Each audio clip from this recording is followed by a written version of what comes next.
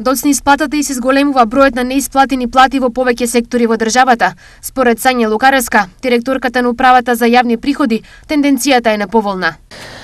Секој месец се среќаваме со една ваква состојба кај работодавачите и конкретно можем да кажем кај едните исти работодавачи кои што се пренесуваат од месец во месец. УЈП ја следи состојбата и со опомени и казни реагира бргу во интерес на работниците, потенцира Сања Лукаревска во интервју за телевизија Слободен печат. Ние сме во координирана акција со Државниот инспекторат за труд.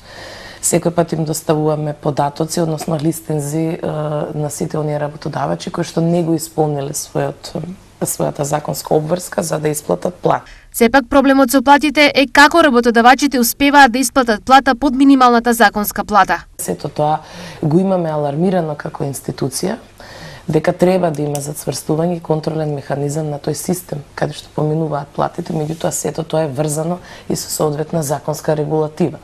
И многу пати сме зборували и со Државниот инспекторат за труд, и со Министерството за финансии, и со сите засегнати страни, и со Министерството за труд и социјална политика, дека овдека навистина треба малку да се зацврсти контролниот механизам, начинот на исплатите како да биде и така натаму. Од друга страна, мислам дека и сите оние мерки и действија што ги превземаме во делот на присилната наплата треба да бидат малку и построги и поригорозни дури.